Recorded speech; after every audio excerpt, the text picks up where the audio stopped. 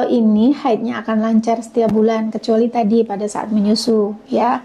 Kedua, tidak ada efek samping yang saya sebutkan tadi. Jadi anak ibu ini umurnya belum 40 hari ya. Jadi masih sekitar 35 hari. Nah, untuk suntik pasca melahirkan bisa dilakukan di hari ke-40. Gitu ya. Jadi kalau ibu nifasnya udah berhenti agak kemarin-kemarin, ibu boleh gunakan kondom dulu. Baru nanti hari ke-40 atau pas bersamaan dengan anaknya imunisasi, ibu bisa ke sini. Ya, untuk suntik KB yang 3 bulan. Ibu sudah tahu efek sampingnya dari suntik KB 3 bulan? Belum. Mau tahu? Boleh ya, saya jelaskan ya. Jadi suntik KB 3 bulan itu ada efek samping. Satu, haidnya akan mengalami perubahan haid. Jadi bisa terjadi haid sampai dengan tidak haid sama sekali. Kalau terjadi haid, obat bisa mencegah hamil, dan kalau tidak terjadi haid itu dikarenakan obatnya membuat bakal darah haid tidak tumbuh. Ya. Kedua kalinya ibu juga harus paham bahwa yang nanti menyebabkan ibu tidak haid itu ada dua. Pertama, suntik KB-nya sendiri, suntik KB 3 bulan tadi ada efek sampingnya. Yang kedua, karena faktor ibu menyusuin. Pada ibu menyusuin dengan intensitas yang tinggi, artinya sering ya.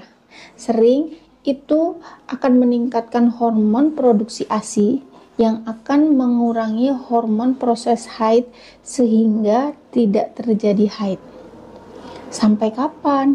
Itu tidak sama setiap anak, karena setiap anak itu setiap bayi menyusui itu kan tidak sama ya. Jadi kalau dia intensitasnya itulah sering dan sampai dengan 2 tahun, dia bisa sampai dengan 2 tahun tidak terjadi haid. Tapi ada yang baru 2 bulan menyusu dia sudah terjadi haid. Itu tergantung dari keseringannya si bayi menyusu. Paham ibu? Nah, satu lagi yang saya juga harus jelaskan, di beberapa pengguna suntik KB 3 bulan itu ada yang mengalami flek di wajah, terus mood yang berubah-ubah gitu. Mood berubah-ubah, paham? Agak kadang ada di beberapa yang emosi, tapi tidak semua mengalami itu. Terus malas berhubungan, berat badan juga bisa naik ya. Ini efek samping yang mungkin bisa terjadi, tapi dari sekian banyak yang suntik KB 3 bulan, banyak juga yang tidak mengalami ini. Tapi di beberapa yang memang mengalami hal-hal sedemikian itu tadi, saya sarankan untuk mengganti suntik KB-nya dengan KB yang lainnya.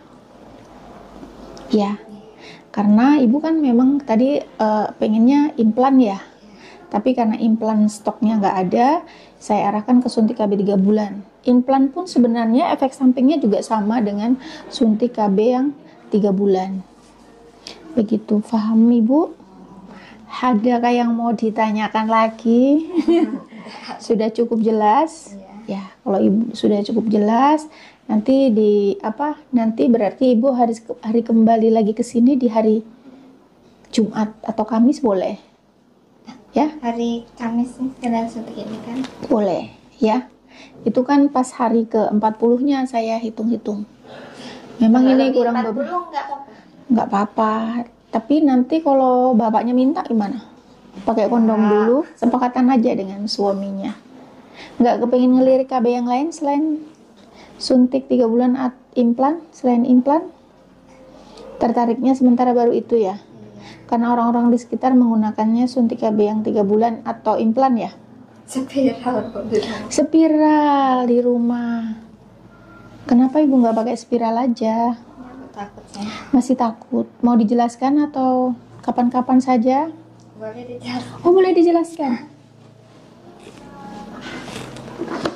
Kalau dijelaskan izin ya.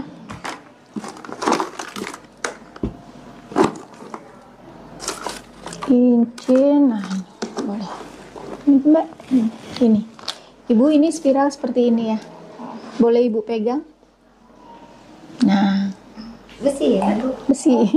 Bukan ibu, ini adalah apa namanya, plastik yang dililit oleh tembaga. Jadi tembaga ini sifatnya tidak akan berubah. Maksudnya dia tidak akan bisa bertagar. Ini nanti terus ini nilon ya, benang nilon. Nah, ini benang nilon ini boleh Ibu, maaf. Boleh tangannya seperti ini? Boleh. Sakit Ibu? Ya, Terasa ya, terasa, tapi tidak sakit. Nah ya, ini kalau 1 bulan benangnya ini kalau kena cairan vagina akan lembut setelah 1 bulan. Ya, boleh saya akan jelaskan. Jadi sebelum dilakukan pemasangan IUD ini, boleh Ibu, Mbak dibantu dulu dipasangkan sementara saya mau jelaskan tentang ini liang senggama. Jadi ini Ibu, ini adalah, maaf, ini liang senggama nih. Kalau berhubungan, Mr. P ini mentok sampai di sini. Ini mulut rahim, ini rahim. IUD diletakkan di rahim. Ya. Sebelum dilakukan pemasangan biasanya posisi IUD itu sayapnya terlipat. Sudah Mbak? Belum. Nah, ya. Seperti ini ya. Ini lewat sini mulut rahim dan ini.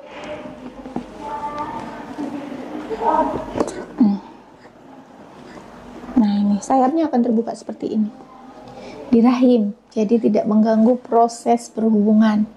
Ya, di beberapa bidan benangnya akan dipotong 3 cm di sini dan dilipat ke samping sini. Ada juga yang dipotong di sini, di atas sedikit mulut rahim, sehingga benangnya tidak terasa sama sekali. Kalau mau dibuka, ini kan untuk 8 tahun. Tapi kalau mau hamil, kapanpun juga bisa dicabut, bisa dilepas. Kalau tidak cocok, bisa dilepas juga, kapanpun juga. Masih serem. Ekspresi Ibu masih kelihatan serem gitu ngelihatnya. Saya pakai ini dulu, tapi sekarang saya sudah pakai yang steril. steril. Kalau steril belum boleh Ibu, ya. Antara suntik sama IUD sekarang mau pilih yang mana? Kalau ini haidnya akan lancar setiap bulan, kecuali tadi pada saat menyusu, ya. Kedua, tidak ada efek samping yang saya sebutkan tadi. Ibu boleh coba dulu suntik KB 3 bulan, kalau nggak cocok baru ke IUD. Tapi Ibu boleh juga tanya-tanya sama keluarganya yang pakai IUD. Langsung pasang IUD ketika Ibu sudah siap. Di rumah itu nggak boleh sebenarnya pasang itu, kata mama. Oh gitu. Cuman kakak waktu itu di saya langsung pasang itu. Kakak sampai sekarang Ya, tapi katanya aman. mau dilepas sih, mau punya anak. Oh iya, kalau mau punya bisa dilepas kapan saja. Bagaimana? Mau dipikirkan di rumah, bikin kesepakatan sama suaminya pakai KB apa boleh. Jadi belum bisa suntik ini ya? Belum bisa karena belum hari ke-40. Udah? Cukup? Oke. Makasih ya Bu, sudah bersedia mendengarkan. Mudah-mudahan ini nanti menjadi masukan yang baik untuk mempertimbangkan untuk menggunakan KB apa. Untuk pil saya nggak sarankan karena nanti takut lupa. Ya, kan Ibu merasa minta yang panjang karena Ibu takut lupa kan? Nggak pengen itu juga. Oh, nggak kepengen Ya. itu juga, boleh. Oke Ibu,